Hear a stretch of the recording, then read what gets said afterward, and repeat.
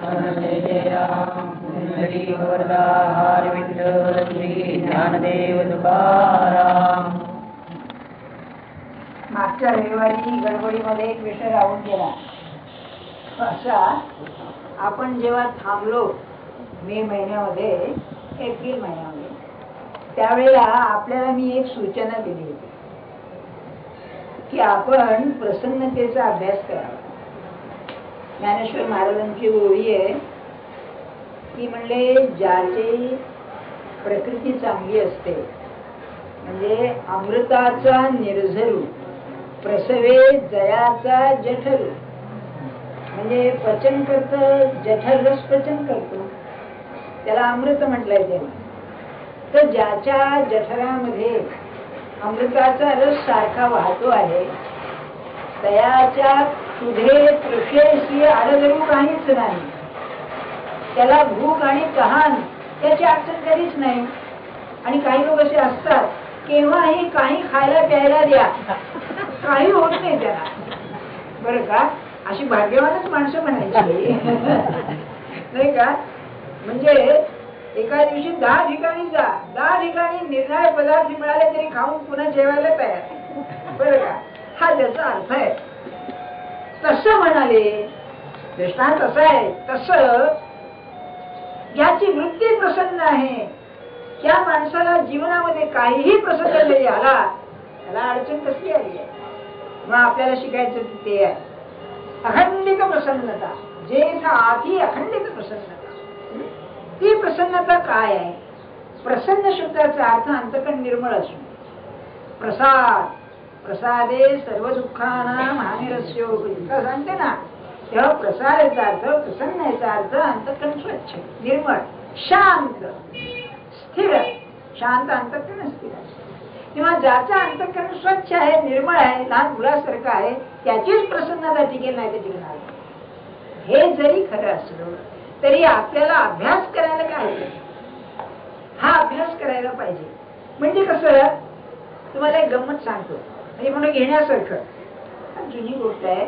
आमच्या कॉलेज समोर असे शाळा आहे, त्याचं रेलिंग आहे, रेलिंग आहे. त्याच्यावरती ज्या लोकांना वर्ग नसायचे किंवा ज्यांना वर्गाने बसायचं नाही, ते पोरं तिथे बसायचे. बरं, आता विद्यार्थी म्हणल्यानंतर काही स्वस्त बसणार, आली गेल्याची चेष्टा होणारच नाही का, उघडच आहे. तेव्हा एक पारशी बाई जरा लठ्ठ होती, कमरेत जाड होती जरा, ती उंच काचेची बूट घालून चालली. तिथे पारसी लाईन हॉस्पिटल पण आहे बघा त्या बाजूला. काय झालं, पाऊस पडलेला होता, बिचारी घसरली आणि हापडली. हापडल्यावर टाळ्या वाजवल्या, मुलांनी सगळे टाळ्या वाजवल्या. त्यातले 1-2 जे होते, काय झालं मिस, काय झालं म्हणून आले, तिला हात द्यायला लागले. सांगायची गंमत अशी आहे, ती बाई स्वतः हसायला लागली, म्हणाली मोठे फॉल म्हणाले, बरं का. ते पोरं लाजले बघा सगळे.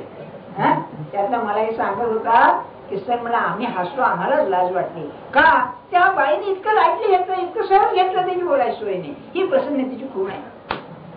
तुमच्यावर एखादा प्रसंग आला, समजा आता आपल्या गमतीचं नव्हतं, समजा तुमचं कोणी गेलंय, आणखी एखादा आला याला समाचाराला आला, आपल्याकडे ती पद्धत फार आहे. मग ते घालून खरूच आणखी काय आपल्या ते जखम जास्त करायची, काय वाईट झालं. आणि कोणी आला नाही तर आणखी आले नाही, अरे ते रडायचं ना तुमच्या बरोबर, अशा काय आला. आणखी तुम्हीच त्याला म्हणायला लागलात, अहो काय छान झालं, काय झालं वाईट, काय झालं, तुम्ही आहे का आहे म्हणतच काहीतरी आहे. आणि ज्ञानेश्वर महाराजांच्या अनुयायांनी हे शिकलं पाहिजे. अरे सगळ्यामध्ये दुःख असेल तर भगवंताला विसरणं हे दुःख आहे. दुःखात दुःख असेल तर तू कशा करता जन्माला नाहीस, काय म्हणून दुःख करतोय बाकीचं. ज्याची वेळ आली तो गेला, ज्याचा प्रसंग आला त्याला दुःख येईल नाही तर नाही, त्याचं दुःख नाही. मग महाराजांची भाषा मला फार आवडते. एखाद्याचं कोणी गेलं किंवा काही नुकसान झालं, मी गेलो तर तो दुःख करू लागला म्हणजे त्याच्या दुःखाचं दुःख नाहीये, तो दुःखाचं दुःख करतो याचं मला दुःख व्हायचं म्हणाले. किती शिकण्यासारखं आहे. ग्रॅज्युएशन त्याची काय किंमत आहे, काय आहे. तेव्हा प्रसन्नता म्हणजे हे शिकायला पाहिजे. हा आहे अभ्यास, सकाळपासून संध्याकाळपर्यंत आहे. आज काय व मोलकणीचं निरोपाला येणार नाही, अहो जेवण जात नाही धड काय म्हणून. अरे बरोबर आज काय इलेक्ट्रिक लाईट गेला, मग ते हे बंद पडलं, टीव्ही बंद पडला, मुख्य म्हणजे आता काय करायचं, मग वेळ कसं घालवायचो रात्रीचं, मग नाही का 11-12 असतं ना. म्हणजे मुद्दा सांगण्याचं काय, पदोपदी आपल्याला मनाला उद्विग्न करणारे प्रसंग आहेत. या सर्व प्रसंगामध्ये आपली गोष्ट आहे तरी हरकत नाही, ही वृत्ती जर ठेवली माणसाने, मग काय आनंदाला काय. त्या तैलक स्वामीजवळ दुसरं काय होतं, केवढा प्रसंग, हा साधू पुरुष, आणि त्याला तुझं पाऊल वाकडं पडलं हा आरोप आला. असू दे, ते पोट सांभाळायचं, काय उपाधी मला सांगा. अरे ज्या माणसाच्या पोटी जन्माला येतं त्याला ती उपाधी असते, तर मग ज्याला काहीच नाही त्याला किती उपाधी असेल. पण मग आणि काय जर संन्यासी माणूस इकडून आण तिकडून आण, दूध आण, कपडे आण, आमका आण, सगळं केलं. 2 महिन्यांनी पोरगी आली म्हणली द्या माझं पोट, तरी हरकत नाही. बोलायला सोपं आहे, काय वृत्ती आहे मला सांगा. असं आपण शिकलो पाहिजे. जो प्रसंग येईल तो, प्रपंच हा असाच आहे, धोकेबाज आहे, लक्षात ठेवा. आपण कोणत्या वेळेला काय होईल, मग काय. आपण लग्न करतो, मृत्यूचा भरोसा आहे कोणाच्या काही, कोणाला केव्हा कसा येईल काय, त्यालाही कल्पना नसते. लोकही नुकसानीचं, पैशाचं नुकसानीचं, रोगाचं, तुम्हाला हा रोग हा कुठून झाला, अरे काय, म्हणजे सगळंच आश्चर्यकारक आहे, सरप्राइझिंग आहे सगळं. अशा याच्यामध्ये आलाय ना सरप्राइज. म्हणून म्हणतो अवघात संसार सुखाचा करीन, आनंदे भरीन तिन्ही लोक. अरे जाऊ दे त्यांची योग्यता कुठे, पण निदान माझं जीवन तरी मी आनंदाने भरून टाकीन, याची नको का प्रतिज्ञा करायला. नाही तर काय ज्ञानेश्वरी वाचल्याचं फायदा आहे मला सांगा. नाही, हे शिकलं पाहिजे. कसा पाहिजे, त्यातल्या त्यात की प्रोफेसर काय, डॉक्टर काय, आणि घरातला मुख्य मनुष्य काय, असा पाहिजे की त्याला भेटल्यानंतर दुःख अर्ध पाहिल्यानंतरच कमी झालं पाहिजे. तुकाराम महाराजांचं संताची व्याख्या केली, तुका म्हणे जाती ताप दर्शने विश्रांती. तुला पाहिलं बरोबर. मला एका माझ्या विद्यार्थीने एक गोष्ट सांगितली, तर लग्न झालं, मूळ बाळ झालं आणि ती नोकरी गेली. आता हे 25 वर्षाच्या मागची गोष्ट, नोकरी गेली, काय करायचं, मुंबईमध्ये कसं राहायचं. तो काय म्हणला, सर हे सगळं खरं आहे, दिवसभर वळवण फिरतो, पण माझी मुलं घरी गेल्यानंतर ती हसायला लागली माझ्याकडे पाहून, 2-3 महिने म्हणजे मी सगळं दुःख विसरलो. अशी आपली तयारी पाहिजे. साधक कसा पाहिजे, सिद्धार्थी तुम्ही जाऊ द्या की कसेही केव्हाही त्याला भेटा, तो भगवंतापासून निराळा नाहीच, त्याची वृत्तीच अशी पाहिजे की वा असं वाटलं याला भेटावं, नाही याला भेटावं, याला पाहावं. काय सांगू तुम्हाला, त्याची आपल्याला कल्पनाच नाही. ज्ञानेश्वर महाराजांनी भगवंताच्या तोंडात एक अशी काही विलक्षण गोष्ट घातलेली आहे 9व्या अध्यायामध्ये. म्हणाले, हा जो भक्त असतो जो माझ्यापासून कधी वेगळा नाहीच बरं का, तर बाकीचे लोक त्याला भेटायला मागतील यात काय आहे, पण म्हणाले तो पहावा हे माझं डोहाळे. डोहाळे शब्द समजतं ना, आतून येत, अंक खावं तप्त खावं, काय करावं हे करावं. म्हणाले मी खरा निराकार, मला आकार नाही, मला विकार नाही, असा मी अमूर्त. पण म्हणाले त्याला डोळ्याने पाहावा, म्हणून अचक्षुषी माझे डोळे. मी अचक्षु खरा, पण मला डोळे ह्या दिवशी वाटतं, म्हणजे शरीर धारण करून त्याला पाहावंसं वाटतं. अहो नाही, एक पाव पुढे गेले आणखी. त्यांच्या हातात कमल आहे, भगवंताच्या हातात शंख चक्र गदा पद्म आहे ना, ते पद्म आहे, त्याला लीला कमल असं म्हणतात बरं का. ते लीलेने ते फिरवतात म्हणून लीला कमल. तर म्हणाले लीला कमलाने त्याची पूजा करावी असं वाटतं मला. अहो नाही, आणखी पुढे बघा, सार अलंकार क्लायमॅक्स. काय करावं म्हणाले, याला आलिंगन द्यावंसं वाटतं, प्रेमाचं आलिंगन.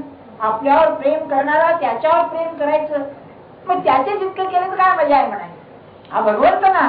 तर म्हणाले काय केलं मी, 2 हाताचं आलिंगन पुरत नाही म्हणून 4 हात घेऊन आलो आणि आलिंगन दिलं म्हणाले. दोन्ही दोन्ही भुजालो घेऊन आलिंगाळ्या लागून भक्ताला नाही, हे प्रसन्नतेचं महत्व आहे. हा सुद्धा ज्ञानेश्वरीचा भावार्थ आहे. क्षमा करा आपल्याला काय समजलेलं आहे, पण आपण जर प्रपंचामध्ये असे आनंदित राहिलो तर मी म्हणतो जगाचं काय उपकार होते ते होतील, पण निदान आपले जीवन तर आनंदमय होईल ना, नाही का. आणि आनंद कसा आहे, तो फार लागण्याचा रोग आहे, इन्फेक्शस आहे फार. कुठून इन्फेक्शन आलं कळत नाही ना, तसं हा या माणसाला तुम्ही भेटलात की जन्मभर लक्षात राहील काय आनंदी वृत्ती होती, काय प्रसन्न वृत्ती होती. हा प्रसन्नतेचा विषय मागच्या रविवारी सांगायचा राहिला. म्हणून मी क्षमा करा, 5 मिनिटं मी आधी येऊन सांगितलं बरे का. आता तो काय झालं, मी विषय सुरुवात करताना ज्या श्लोकाचं वाचन राहिलं होतं हे माझ्या ध्यानात, त्याचा भावार्थ मी सांगितलाच की त्रिगुणाचा हा सर्वंकष सगळ्या जगाला त्यांनी लावलेला आहे. तोच विषय ज्ञानेश्वर महाराज सांगितलाय, त्या ओव्या मी वाचतो. 40वा श्लोक बरं का. म्हणून प्रकृतीच्या आलोकी न बंधीचे ही सत्वादिकी तैसे स्वर्गी ना मृत्यूलोकी आधी वस्तू, असं नकारात्मक सांगितलंय. या त्रिभुवनामध्ये त्रिगुणाने बांधलेली नाही अशी वस्तूच नाही. म्हणजे 3 हे आहेत ना, एक जड वस्तू बरं का, इनॅनिमेट, दुसऱ्या सजीव प्राणी जनावर माणसं, आणि तिसरं देवलोक, असं आपली त्यांची कल्पना आहे बरं का. त्यांचं ते वर्गीकरण आहे भारतीयांचं. त्या तिन्हीमध्ये जर असेल तर म्हणाले त्रिगुणाचे बाधा. एक उदाहरण घ्या, शंकराला तर मुकुटी म्हणतातच ना, तो देवच आहे. म्हणजे काही देवता रजोगुणी, काही सत्वगुणी. गीता स्वतः सांगते ना, यांती देवव्रता देवान, नाही का. याचा अर्थ असा की हा त्रिगुणानं सर्व व्यापलेला आहे. तुम्हाला माहिती असेल गाय किती गरीब प्राणी आहे, गायसारखी गरीब असं म्हणतात बरं का. पण मार्की गाय असते ना, नाही का. म्हणजे काय की ती सत्वगुणाची मूर्तिमंत आकृती आहे असं धरून चालून सुद्धा त्या सत्वगुणामध्ये रजोगुणाचं प्राधान्य असतंच. मार्का बैल मार्का असेल जाऊ द्या, पण बघा तिसरा मार्की असते. म्हणजे त्रिगुणाचं हे आहे. याचं एक कारण सांगतो तुम्हाला. विज्ञानामध्ये असं आहे, फिलॉसॉफी ऑफ सायन्स मध्ये जे वर्गीकरण यच्चयावत क्रिएशनला वस्तूंना लागू पडतं ते ज्ञान प्रधानच असतं. हे आपलं मराठी भाषांतर सांगतो ना सगळ्या त्यांचे. म्हणजे याचा अर्थ काय की या जगात अशी वस्तू नाही की त्याला ते वर्गीकरण लागू पडत नाही बरं का. एक उदाहरण घ्या, परवा मी आपल्याला सांगितलं मागच्या रविवारी की युगने जे माणसांचं वर्गीकरण केलंय त्यामध्ये बहिर्मुख आणि अंतर्मुख. त्याचं म्हणणं असं जगात 2च प्रकारची माणसं आहेत, तिसरा माणूसच नाही. एक अंतर्मुख आणखी एक बहिर्मुख. म्हणजे आम मानव जातीला हे म्हणत. तेव्हा त्याचं म्हणणं असं की मानव जातीचं ज्ञान करून घ्यायला आणखी काही जरूरच नाही, ते ज्ञानमूलकच आहे. तसं सांख्याने केलं की सत्व रज तम ह्या 3 गुणांची कल्पना करून प्रकृतीच्या गुणांची ती अशी केली की जे जे काही निर्माण झालं आहे आणि होणार त्या सगळ्यांना त्रिगुण लागू आहे, त्याच्याशिवाय बाहेर पडणं शक्य नाही. त्याच्यावरूनच मग आपल्याकडे त्रिपुटीची कल्पना आहे. ज्ञाता, ज्ञेय आणि ज्ञान. वास्तविक योगवेद तत्वज्ञ 2च मानतात, ज्ञाता आणि ज्ञेय. कारण यांच्यामध्ये जो संपर्क आहे तो ज्ञानमूलकच आहे. मग ज्ञानमूलक असल्यामुळे ज्ञानातूनच एकीकडे ज्ञाता आणि ज्ञेय निर्माण होतात. ज्ञानेश्वर महाराजांचं मत तेच आहे. पुढे आहे 8व्या अध्यायामध्ये की मूळ ज्ञान आहे, ज्ञानातून एकीकडे ज्ञाता एकीकडे ज्ञेय निर्माण होतं आणि दोघी ज्ञानामध्ये विश्राम पावतात. मुद्दा सांगण्याचं म्हणजे याचा अर्थ असा की मी हा जो जाणणार आहे हा आणि हे जग जाणायचं हे दोन्ही भगवंतामध्ये विलीन होऊन जातात, जो ज्ञानस्वरूप आहे. सांगण्याचा हेतू काय, असं वर्गीकरण सांख्यांचं त्रिगुणाबद्दल आहे. काहीही तुम्ही काढा, त्रिगुणाचं मिश्रण असलं पाहिजे. यात आणखी लहानशी जरा गोष्ट आहे. याशी तुम्ही त्रिगुण असं म्हणता ना, मग हे स्थिर आहेत की अस्थिर आहेत. सांख्यांची कल्पना अशी आहे की 3ही शक्ती स्वरूप आहे, शक्तीची 3 रूप आहे. म्हणून प्रकृती जेव्हा साम्यावस्थेत असते, ज्यावेळेला जगत नसतं त्यावेळेला हे 3 असतातच, पण समतोल असतात. त्याला साम्यावस्था असं म्हटलेलं आहे. विश्व निर्माण होण्याच्या आधी ज्या जगाची जी सूक्ष्मावस्था आहे त्याला साम्यावस्था म्हणतात. ही साम्यावस्थेमध्ये हे 3ही एकमेकाला खेचून असतात, तुल्यबल असतात. म्हणजे सत्व रजाला खेचतो, रज सत्वाला खेचतो, तम दोघांनाही खेचतो. पण तुल्यबल असल्यामुळे त्यांची साम्यावस्था वेळ होती. तो पुढचा मुद्दा निराळा. मग हे निर्माण कसं होतं, तर हा पुरुष जो असतो हा कुठेतरी चिकटतो आणि तो चिकट जागी त्यातला एक गुण त्याच्या बाजूला येतो आणि मग तो समतोल बिघडल्याबरोबर विश्व निर्माण व्हायला लागले. हे जाऊ द्या, तो कसा म्हणले बिघडतो. आता त्यांनी दृष्टांत दिलेलं आहे. हे किती शेवटी असं सांगावं लागेल. म्हणजे प्लेटोने जसं मिथ ज्याला म्हणतात, या कथा असतात ना पुराण कथा, याला मिथ असं म्हणतात, पुराण कथांच्या रूपानंच सांगावं लागेल तसं ते सांगितलंय. काय झालं म्हणले, एक नाचणारी नायिकेण होती आणि पुढे काय माणसं बसलेली होती. त्याचा एक जो होता तो तिच्या प्रेमात पडला, त्याची पाहण्याची दृष्टी बदलली, तिने ओळखलं, बदलल्याबरोबर म्हणजे त्याने तिला खेचलं, तिने त्याला खेचला. तसं हा पुरुष बळी पडतो वासनेला म्हणा कशाला तरी, आणि मग सृष्टी निर्माण होते. आपला आजचा विषय जो नव्हे, त्यात चूक काय बरोबर काय म्हणजे हा प्रश्न अगदी आलाय. मुद्दा सांगण्याचं काय, तेव्हा हे सत्व रज तम हे सगळ्या जगाला लागू आहे, आपण त्यामध्येच आहोत. परमार्थाच्या दृष्टीने सत्वाची वाढ करणं हे साधकाचं काम आहे. अतिशय कठीण गोष्ट आहे. कशी ती सांगतो. मराठीत म्हणे अरे तर का रे, होय ना. तो मला बोलला, मग तुम्ही गप्प बसलात. बायको म्हणून काय तुम्ही काय पुरुष आहात का कोण आहात, गप्प कशी बसला. नाही, तुम्ही बोलायला पाहिजे बरं का. हा रजोगुण झाला. सत्वगुण काय म्हणेल, तो मला जो बोलतोय ते सोसण्याची जी माझी शक्ती आहे ती त्याच्या शिव्या देण्याच्या शक्तीपेक्षा जास्त आहे. हे पटेल का बरं का. म्हणजे महाराज नेहमी म्हणायचे शिव्या देण्यापेक्षा शिव्या खाणं हे शक्तीचं काम आहे. आणि संतांना लागू आहे हो, पण आपल्याला तरी बनायचं आहे ना. मग बनायचं असेल तरी शिकायला पाहिजे बरं का. म्हणजे त्याला काही कोणी नवीन सिच्युएशन निर्माण करायला नको. नेहमी सारखं चालू आहे नाही का. व्यवहारामध्ये तुम्ही आघाडीत गेलं, कोणाच्या अंगावर पाणी पडले किंवा तुमचं पाणी कोणाच्या अंगावर गेलं, क्या समजता नाही येत नाही. पाऊस पडतोय, भिजून आलाय लेखाचा, तुमच्या छत्रीचं पाणी पडलं की बिघडला आहे ना. असं किती सांगू तुम्हाला. एक ना दोन व्यवहारात इतक्या गोष्टी आहेत. या सोसायला शिकणं व्यवहार न बिघडता एवढं ध्यानात ठेवा. म्हणजे खरा परमार्थ आहे. आणि नुसता सत्वगुण नव्हे, गीतेचं म्हणणं असं निर्द्वंद्व नित्य सत्व असतो, तर शुद्ध सत्वात आणखी जायला पाहिजे. ही क्षमा ती त्यांनी पुढे सांगितली शांती म्हणून बरं का. म्हणजे तुमच्या अंगात शक्ती आहे त्याला शिक्षा करायची. असं असून सुद्धा नुसतं शोषणं नव्हे, शोषणं उपरती आहे. त्याच्याही पेक्षा क्षमा ठेवून जाऊ द्या. खऱ्या अर्थानं हे त्यातलं मर्म आहे. परमार्थ पाहिजे असेल ते करावं लागेल. आणि ज्ञानेश्वर महाराज म्हणजे मूर्तिवंत क्षमा होते. तुम्ही खरा विचार करा. बरं का, तुम्हाला एक कला येते उत्तम, एक गायन येतंय, उत्तम गायन येतंय, आणि ज्याला गायनाचं काही कळत नाही, काय गातोय का त्याला काय येतंय बरं का. तुम्ही काय म्हणाल, काय मूर्ख आहे हा, मला एवढी गायन विद्या येतील याला कळत नाही मला असं म्हणतोय. ज्ञानेश्वर महाराजांना भगवंत भेटलेला, सगळीकडे परमात्मा स्वरूप दिसलेलं. असं असताना तो भटजी म्हणतो काय नाव म्हणले ज्ञान्या. अरे आमचा हऱ्या म्हणले ज्ञानी आहे बरं का. काय त्या रेड्याचं भाग घेत आलं त्याचंही नाव ज्ञानाच होतं बघा. याचं नाव, या नावाला काय करता हो, निवृत्ती नाव ज्ञानदेव. अरे याचं नाव ज्ञान आहे.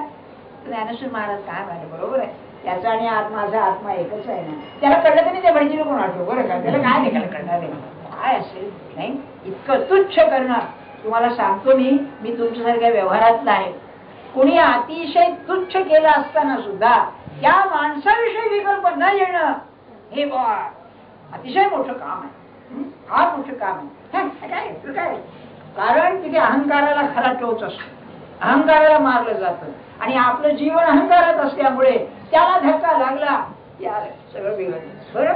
म्हणून या सत्वरज तमामध्ये ते पाहिजे. अलीकडच्या काळात मी आपल्याला 2-3 वेळा सांगितलंय, हा कृष्णमूर्ती ग्रस्त असाच होता. काय त्याला म्हणजे जगाचा त्याच्यावर परिणाम होतोय की नाही कळत मारलीच नाही. अरे खरोखरच असं काय तो राजगोपाल त्याच्याशी वागला बरं का, आणि तो श्रीमंत झाला त्याच्यावर. पण ह्या माणसाने कधी त्याच्याविषयी वाईट शब्द काढला नाही, नुकसान केलं त्याचा उल्लेख नाही कधी. का हो, कुणी आपल्याला 4 पैसे द्यायचे राहिले तर आपली काय खालीवर अवस्था होती. नाही तुम्ही मागू नका असं नाही, कायद्याने कोर्टात जा, काय वाटेल ते करा, पण आत काय आहे ते बघा. नाही हे असं कळत. हेच लोक खरे जगाला सांगायला योग्य असतात, म्हणूनच ते जगावरती परिणाम करून जातात बरं. तेव्हा दुसरी ओवी काय, कैसे लोभे वीण कांबळा, माती वीण मोदळा, जय वीण कल्लोळा होणे आहे. एक एक दृष्टांत अप्रतिम असतो. पहिल्यांदा घोंगडीचा दृष्टांत घ्यायचा. घोंगडीला जर दशा नसल्या, लोंबडा म्हणजे दशा, ज्याच्यापासूनच ते घोंगडी करतात सगळे, दशा लोंबतात. जर दशा नाही तर घोंगडीच नाही. म्हणजे ती जर लोकर नसेल करून उरलेली तर मग म्हणले कामच नाही. एक दृष्टांत. पुढे म्हणाले माती विण मोदळा, चिखलाचा गोळा आहे, त्या चिखलाच्या गोळ्यामध्ये मातीच नाही, तर चिखलाचा गोळा कसा होऊ शकेल? नाही, तो तुझा प्राण आहे. किंवा म्हणाले जळे विण तरंग आहे आणि जळ नाही. अरे कसं शक्य आहे? तरंग आहे, लाट आहे आणि पाणी नाही, हे शक्यच नाही. तस जगामध्ये जी वस्तू आहे ती वस्तू त्रिगुणाशिवाय नाही. शंका अगदी खरं असं आहे बरं का. या प्राण्यांच्या मध्ये सुद्धा सत्वरजतम गुण असतो. ते काय त्या पुस्तकाचं नाव बघा, सिंहाच्या बद्दल आहे ते, बॉर्न फ्री. बॉर्न फ्री नावाचं पुस्तक आहे ना, त्या बाईने असं म्हटलंय त्यामध्ये, तिने ते एक सिंहीण पाळली होती. ती सिंहीण इतकी सवयची, तिच्या पलंगावर निघायची. ते धूळ केवढं ते आफ्रिकेमध्ये युरोपियन बाई होती, ते धूळ निघायचे त्याच्या अंगावर, आणि तिचा पाय या सिंहिणीच्या अंगावर पाहिजे तर तिला खात्री ही बाई माझ्याजवळ आहे, नाही उठायची ती बरं का. तर ती काय म्हणते, सिंह सगळं उग्र फियर्स उग्र असतात, पण ही सिंहीण मात्र माणसाळलेल्या बाळासारखी होती. हे सत्वगुणाचं लक्षण आहे, या शंकाच नाही. त्यांच्यामध्ये सुद्धा असणार, कुत्र्यांच्या मध्ये तर असतातच. काही कुत्रे अतिशय उग्र आणि हे असतात, काही कुत्रे असे असतात. सांगण्याचा हेतू काय, जसं चिखलाशिवाय मातीशिवाय चिखल नाही, किंवा कल्लोळ म्हणजे तरंग पाण्याशिवाय नाही, किंवा लोकरीशिवाय कांबळ नाही, तसं म्हणाले त्रिगुणाशिवाय दृश्य वस्तू नाही.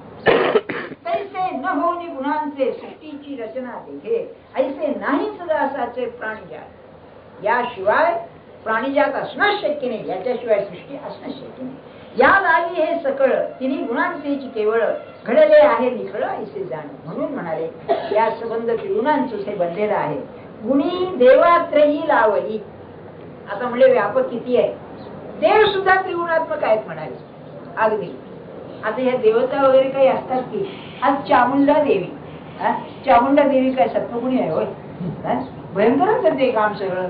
म्हणजे ही आहे का नाही प्रश्न सोडून द्या, पण त्रिगुणात्मक म्हणल्यानंतर माणसाच्या कल्पनेनं ते निर्माण केलेलंच आहे, यात शंकाच नाही. गुणी लोकी त्रिपुटी पाडली.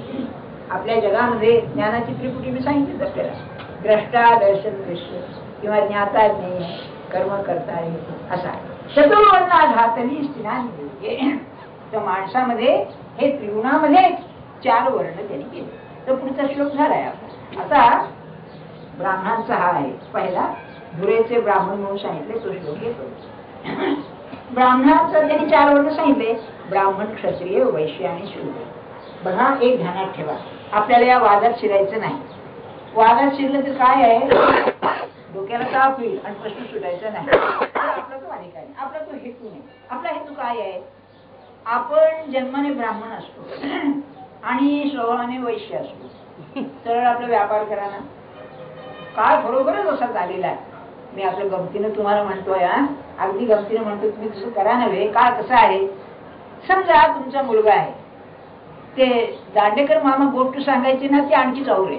त्याला म्हणायचे ग्रस्त आपल्या मुलाला घेऊन आला यांच्याकडे, तुम्हाला माहिती असणार की काय करावं. म्हणाले याला शाळेत घातला हा शिकत नाही, याला यंत्राकडे घातला त्याचं डोकं चालत नाही, याला व्यापारात घातला तिथे काही याला येत नाही, याला ज्ञानेश्वरी तरी शिकवा म्हणाले. शेवटी त्या मामाला काय झालं असेल मला सांगा. त्याला जन्मभर डोकं घासतो आणि अजून कळत नाही ज्ञानेश्वरी काय.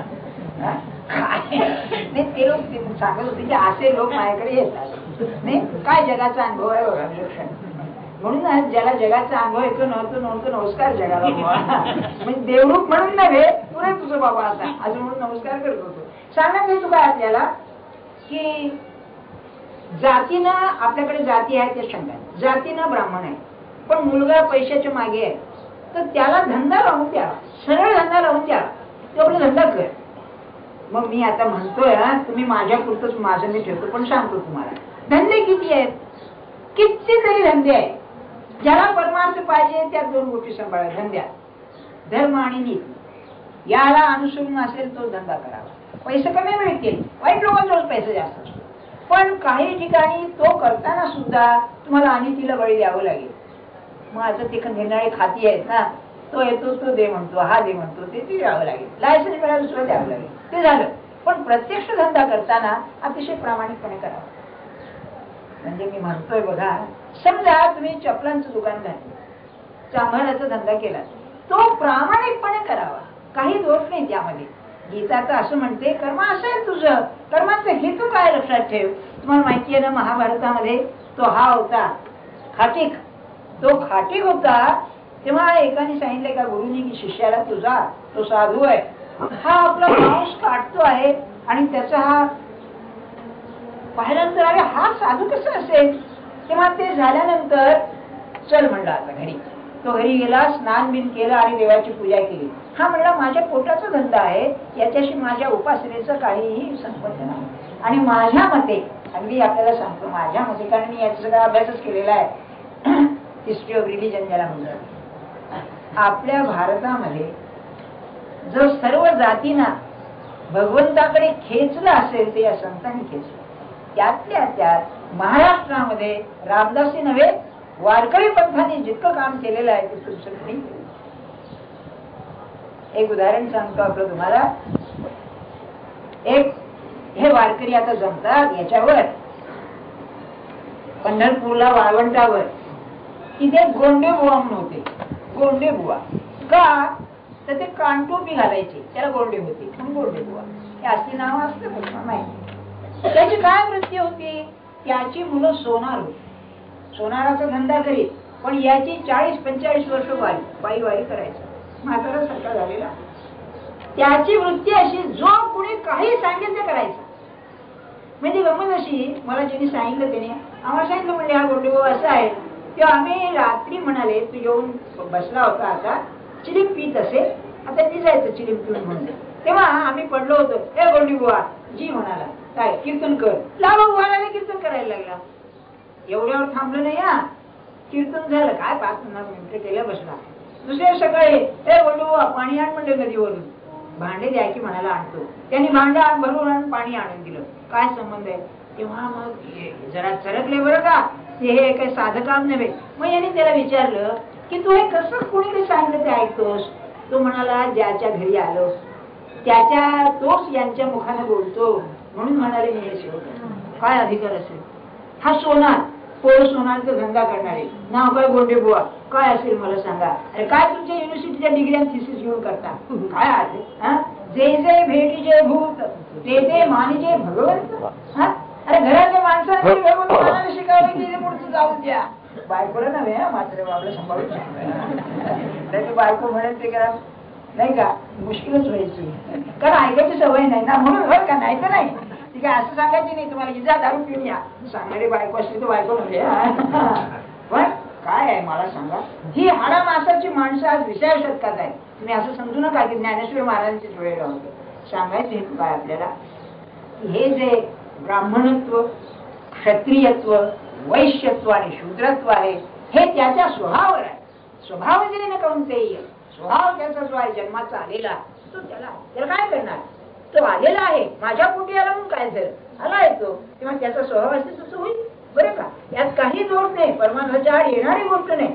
त्यातलं काहीच असं ना, त्यात काय आहे. कसं नामदेव शिंपी नव्हतं का, काय अधिकार त्या पुरुषाचा नाही का. ज्ञानेश्वर महाराजांनी यात्रेला बरोबर त्याच्यात जावं असं त्याचा अधिकार काय असेल नाही का. तेव्हा हे ब्राह्मणत्व जे आहे, हे ब्राह्मणत्व जातीचं नव्हे, हे वृत्तीच आहे, हे मला सांगायचं. आणि त्या दृष्टीने ज्ञानेश्वर महाराजांनी वर्णन केलेलं आहे. ध्यानात ठेवा. आपण काय आहे, 6 गुण सांगितले. शमो दमस्तपस्य उचम क्षांतिरार्जवमेव च ज्ञानम विज्ञान